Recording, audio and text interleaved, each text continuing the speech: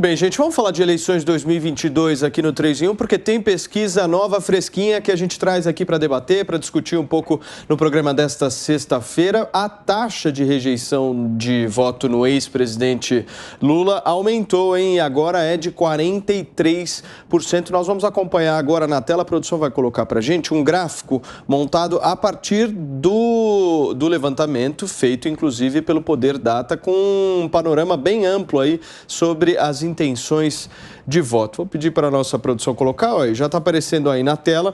Então, nós temos aí a análise justamente do potencial de voto de cada um dos pré-candidatos à presidência da República. Então, nós vemos Lula aí com 40% de o único que votaria, né? Quando as pessoas são questionadas em quem seria o único em que elas votariam, 40% respondeu Lula, 30% Bolsonaro, 15% Sérgio Moro, 8% Ciro Gomes e 5% João Dória. Em seguida aqui, que poderia votar, esse número ele aumenta quando os candidatos são Sérgio Moro, Ciro Gomes e João Dória, e Lula e Bolsonaro aí com menos de 15%. E o índice de rejeição, que é justamente a pergunta se você não votaria de maneira nenhuma nesse determinado candidato, nós temos os seguintes numerais: 43% Lula, da população, dizendo que não votaria de jeito nenhum nesse candidato, 54% do presidente Jair Bolsonaro, 50% em Sérgio Moro, 56% em Ciro Gomes e 60% no pré-candidato do PSDB à presidência da República, João Dória. Fala, Piperno, esses números te parecem fazer sentido ou não? Paulo, eu só chamei para fazer... eu tenho uma suspeita de um erro nesse gráfico, para que a gente possa checar se é o caso de fazer a correção. Eu já verifico aqui agora. Sérgio Moro não tem 15%. Sérgio Moro tem 8%. Foi, inclusive, uma pesquisa... Não, Piperno, esse é o potencial de voto. Isso não é a intenção de voto, é apenas um potencial. Okay. Dizendo que repete... Na realidade, coloca de novo na tela aí, produção, pra gente, por favor. Tá aparecendo com certeza um dos nossos ouvintes aqui do 3 em 1. Vou pedir para colocar justamente a nossa pesquisa aqui, porque... essa é uma pergunta em que traduz a fidelidade do eleitor ao determinado candidato, ou seja, que ele não mudaria o voto de maneira nenhuma, tanto que naquela imagem aparece ali que Sérgio Moro com 15% seria o único candidato à presidência da República, pré-candidato à presidência da República, em que esses eleitores depositariam o seu voto. Veja lá, ó, é o único em que votaria. É que me chamou a atenção, Paulo, porque quando a pesquisa saiu, Lula, Bolsonaro e Ciro Gomes tinham exatamente esses mesmos números aí. O Sérgio Moro, que aparecia também com 8%, mas diferente, então, da resposta da pergunta. Seria o potencial. Agora, deixa eu te ouvir, Piperno, justamente sobre esse potencial de rejeição. Segundo essa pesquisa Poder Data, nós temos, então, um João Dória mais rejeitado do que o Lula. Isso procede? Paulo, esse é um dado que vem se repetindo em todas as pesquisas. Então, eu imagino que proceda. É óbvio que o índice de rejeição do governador de São Paulo é muito grande. Inclusive, hoje, a gente falava até de uma pesquisa feita exclusivamente no estado de São Paulo, pelo antigo Ibope, lá, enfim, pelo IPESP, e que dava um percentual baixíssimo em favor do governador Dória. Então, ele tem notórios problemas para realmente diminuir esse índice de rejeição. Serrão, como é que você vê essa rejeição tanto do presidente da República quanto do Sérgio Moro e essa alta rejeição do Dória? Vamos lá, começando pelo Dória. A rejeição ao Dória é fácil de explicar. Ele deixou de ser o pai da vacina, como ele queria, para ser o pai do lockdown, da falência das empresas, do fechamento indevido, do cara déspota, tomou medidas autoritárias desnecessárias durante a pandemia. Então, isso foi mais forte do que a virtude que ele teve em ter sido o cara que trouxe aí a Coronavac. Então, no marketing foi uma surpresa. Foi um gol contra absoluto no marketing. Em relação a Bolsonaro, nada de anormal. Um cara que apanha tanto da mídia, como ele apanha tanto da oposição, do sistema de poder, do Supremo Tribunal Federal todo dia, esse cara tem que apresentar alguma rejeição. Se é verdadeiro ou não, saberemos depois. Agora, não precisa fazer pesquisa para saber do desgaste de Luiz Inácio Lula da Silva, um candidato que eu digo desde o começo, absolutamente inviável. Não poderia ser candidato a nada a não ser a presidiário, que ele nem foi. Até quando ficou preso 580 dias na Polícia Federal, foi mordomia, o cara tinha esteira na cela, vantagens, podia receber a namorada na cela. Isso aí é brincadeira, isso é coisa de cleptocracia brasileira sofisticada. Então, Lula não tem condição de ser candidato a nada. É o político que desmoralizou a honradez. É impressionante que as pesquisas não reflitam essa realidade, mas a realidade vai refletir a realidade da eleição. Esse cara não tem condição de ser candidato nem de ser eleito. O desgaste dele é absurdo, a imagem de corrupção está colada irremediavelmente nele, e aí o sistema tentou criar a terceira via, só que a terceira via não aparece. Quando ela não aparece, fica a polarização com o Bolsonaro, e aí o cara que tem a máquina do Centrão é quem tem grande chance de reeleição. Constantino, olha só, segundo o pré-candidato à presidência da República, Sérgio Moro, Lula é candidato por uma falha do Poder Judiciário. Você vai me comentar isso, mas é daqui a pouquinho aqui no 3 em 1, essa fala do Sérgio Moro. A gente vai para um rápido intervalo comercial e na volta o Constantino comenta sobre essa fala do Sérgio Moro. Fica por aí, é muito rápido, a gente discute muito mais depois do intervalo. Antes do intervalo comercial, eu trouxe para você justamente uma fala forte do ex-ministro e ex-juiz Sérgio Moro, dizendo que a candidatura do Lula é uma falha do Poder Judiciário. Você compactua com esse pensamento? Sem dúvida, mas é aquilo que os americanos diriam too little, too late, né? É pouco e tarde demais. Veja, o ex-ministro, ex-juiz Sérgio Moro subiu um pouquinho o tom, finalmente, né, com o judiciário. Ele não tem coragem de mencionar nomes de ministros, de falar do STF, que soltou o Lula porque são companheiros e tudo mais. Ele não tem ainda coragem, né, de demonstrar certa independência nesses ataques. Mas se desde o início o ex-ministro Sérgio Moro tivesse focado suas energias em atacar o STF e seu arbítrio, em atacar o ex-presidiário Lula e fazer críticas pontuais e construtivas ao seu ex-chefe, que lhe deu espaço e autonomia para ser um ministro de Justiça e Segurança, e se afastasse dos antas, do antagonista e do MBL, talvez a gente pudesse ver o Moro aí chegando a 15%, talvez mais. Então o problema é que ele errou a estratégia desde o início. Ele tenta demonizar Bolsonaro da mesma forma que Lula e agora tece algumas críticas um pouco mais duras ao STF. Isso não convence mais ninguém. O Moro, diz a sua assessoria informal de imprensa, né, lá de Veneza, diz o seguinte: Moro sabe que outubro é só em outubro, né? Ele é um gênio. Porque, obviamente, isso é coisa de quem está jogando para frente, porque sabe que vai ficar um bom tempo aí patinando, sem sair do lugar. E quanto às pesquisas de rejeição, dá para acreditar em muitas, menos na do Lula. O menos rejeitado, 43%. Vamos fazer o teste das ruas. Vamos botar essa turma toda na Avenida Paulista. Marco, deixa eu trazer um novo elemento aqui das eleições desse ano, um elemento aí que é dado, inclusive, como certo no partido de Gilberto Kassab. As coisas estão caminhando justamente para isso. Eduardo Leite saindo do PSDB e indo para o PSD de Gilberto Kassab para ser candidato à presidência da República no lugar do presidente do Senado Federal, Rodrigo Pacheco. Muda alguma coisa no cenário? Uma possível entrada do governador do Rio Grande do Sul? Paulo, vamos constituir uma associação de reis do traço. Vai entrar o ex-governador do Rio Grande do Sul, vai entrar Cabo Daciolo, vai entrar o nosso amigo Ciro Gomes, que o Piperno adora, vai entrar... 8%. Reis do traço. 8%. É gente que chega na hora da eleição, ruim de matemática, desaparece. Esse pessoal não tem fôlego, porque não tem proposta. É gente que chega lá, por exemplo, como você disse, a pessoa... qual é a qualidade dele? Ele fechou comércio, lockdown também no Rio Grande do Sul, ele só atrapalhou durante a pandemia, não construiu absolutamente nada de bom para o povo, só o contrário, né? Só atrapalhou, fez igual Dória, né? Com menos demagogia, mas agora começou o discurso dele, né, como uma possível candidatura agora pelo PSD. Posso falar? Isso daí... Da mesma forma que o Dória não consegue subir, muito menos a candidatura do governador do Rio Grande do Sul não tem nenhum apelo, não traz nada de diferente. A não ser que ele queira usar algum elemento da vida dele como diferente, mas que não tem absolutamente nada de relevante para o que a gente precisa num debate político agora. E a mesma coisa que eu vou trazer de novo, você vai ter a polarização como algo determinante para a candidatura que está se estabelecendo. O Moro ele não conseguiu se encaixar. A análise do Constantino nesse aspecto é perfeita.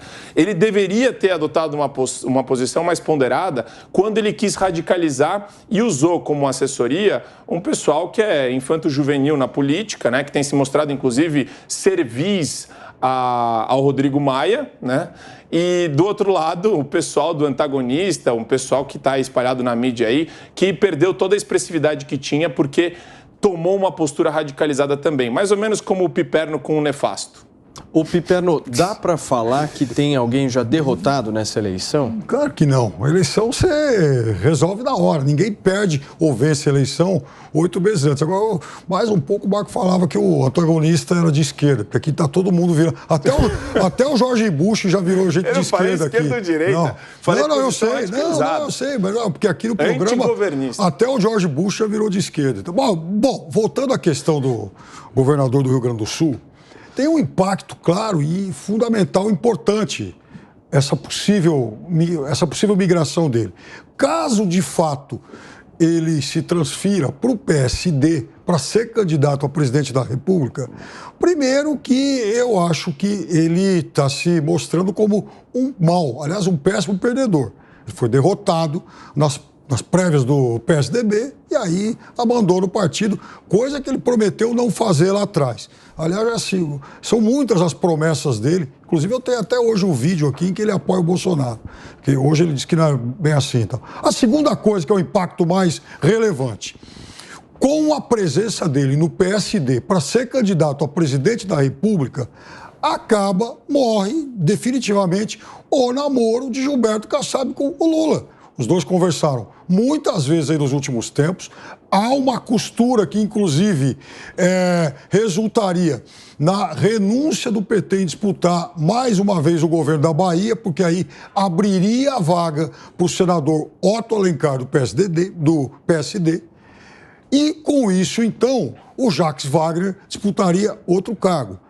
Agora, com essa migração, então, de Eduardo Leite, é possível que impacte até mesmo esse acordo que eles estavam começando a negociar na Bahia. Muito bem, nós estamos ao vivo aqui na Jovem Pan News nesta sexta-feira e são 5h49.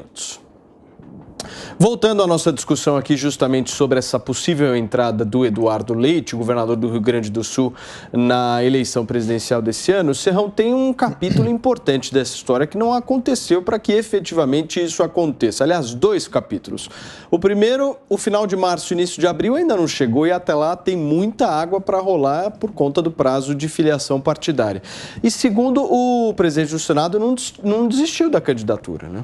Pois é, por enquanto está tudo aberto. Agora, entrada de Eduardo Leite no PSD para vir candidato a presidente, parece que ele será mais um candidato a tomar pau. Da mesma forma como seria Rodrigo Pacheco, como será João Dória, são inviáveis, são pessoas que se tornaram impopulares. O presidente do Senado, então, é o zero à esquerda absoluto, o Brasil na maior crise institucional, Tribunal Superior Eleitoral, que tem ministros do Supremo, aquela jabuticaba do Tribunal Superior Eleitoral, falando o que querem falar e a gente não vê uma declaração coerente de nenhum senador, muito menos do presidente do Senado. Então esse pessoal não tem a menor condição de política e o Moro menos ainda. O Moro é um cara absolutamente sem vocação para política, é o cara que a Greta Garbo foi parar em Irajá e o Moro, eu suspeito que ele vai parar numa candidatura a deputado federal para ter o seu foro privilegiado, já que ele foi desmoralizado pelo Supremo Tribunal Federal, que ele não tem coragem de atacar e pode sofrer problemas, até ações judiciais dos petistas contra ele. Só lembrando Por também, favor, Paulo, Marco, que o Leite foi um dos governadores que instituiu que nos mercados você tinha setores essenciais e não essenciais para você adquirir. Quer dizer, é um negócio fora de série um negócio desse. O cara completamente sem noção, completamente anticientífico e contra a própria população. Piperno.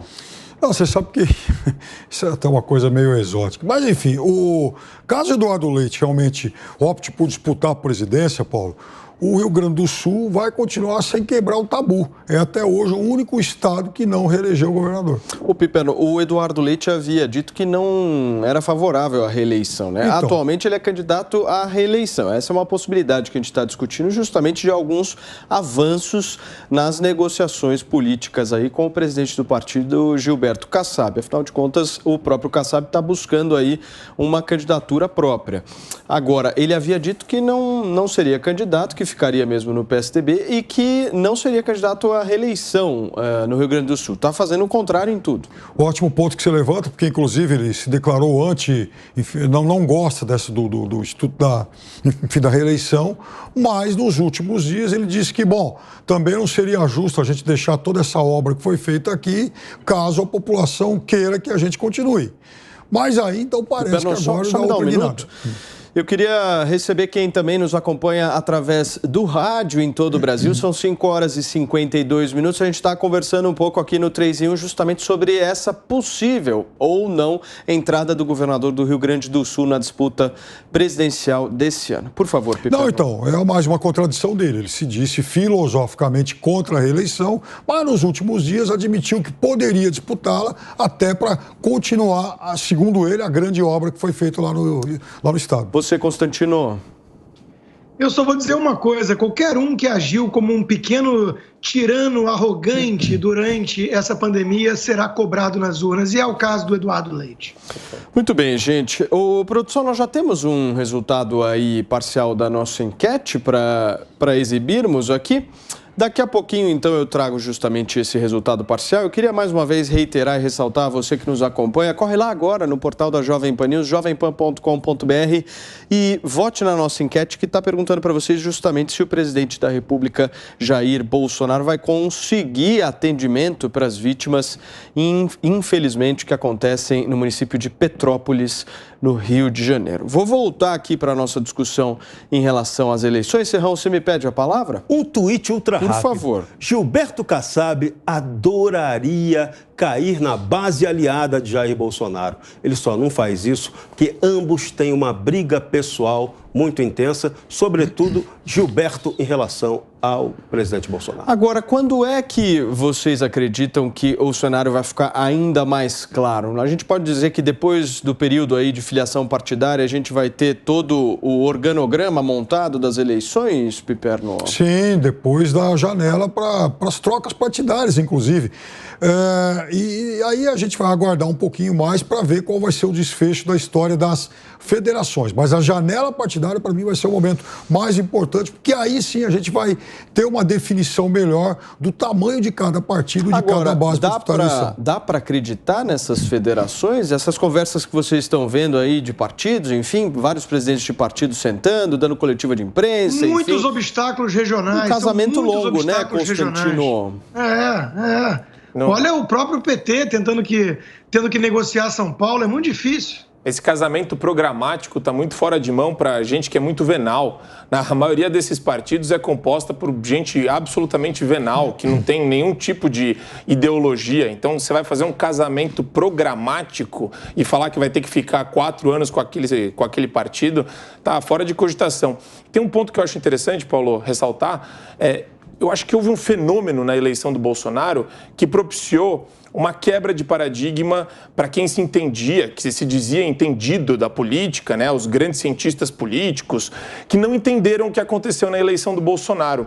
E isso abriu a possibilidade de interpretação para outros políticos que são aí também super gananciosos e também egocêntricos, de achar que eles podem tudo.